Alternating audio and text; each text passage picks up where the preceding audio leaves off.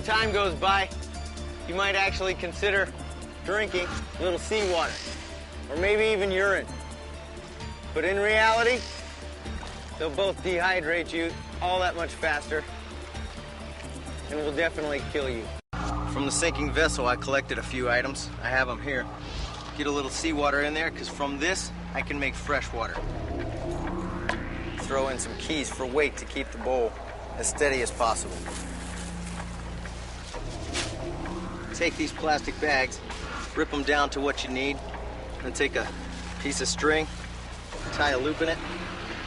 If I run the end through that loop 2 times, that'll make a friction knot that I can use. That'll keep this thing in place.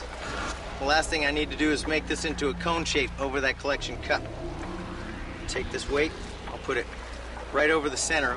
As the seawater evaporates with the heat, fresh water is going to collect right here. And as it does, on the underside, it's going to run down that cone to the very tip. And when it builds up enough, it'll drip off pure, fresh drinking water into that collection cup. And under optimal conditions, you'll get maybe 2.5 pints per day.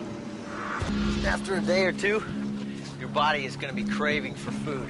But if you eat anything, you're just going to dehydrate faster because your body requires more water to digest the food. And that could kill you. The obvious thing to do is to catch a fish. But how do you do that with no rod or net? A few things that I have that I can improvise with are some regular sewing needles, some safety pins. You might have some ladies' earrings or whatever.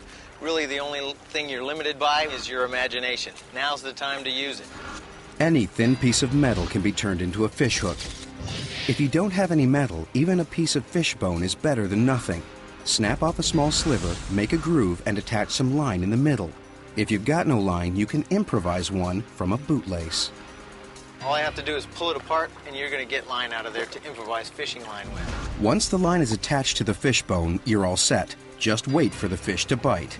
Give it a small jerk, it'll turn perpendicular to the line, get lodged in their throat. They're not coming off. But fish aren't the only thing in the sea you can eat. If you're desperate, even the trusty old seaweed is worth a try. This is incredible. You just have loads of stuff to work here with. First of all, I'm going to check it over because you're going to find some that have a lot of little round balls on them. They're actually filled with gases, and you don't want to eat these. What I'm looking for are anything that's brown, red, or green leafy types, and I have some here. I have some leaf here. But before you start eating, there are a couple of simple tests you need to do to make sure you don't accidentally poison yourself. You can start off by rubbing it on soft parts of your skin, or touch it to your lips and tongue. What I'm looking for is in about 5 to 10 minutes, if there's any numbing or stinging or any kind of ill effects, I don't want to eat that. If I can take a little more, put it in my mouth, chew it up. If there's no ill effects, after 5 or 10 minutes, go ahead and swallow it. Now I'm going to wait 8 hours and see. If I don't have any ill effects after that time, I know that the seaweed that I'm eating is perfectly fine.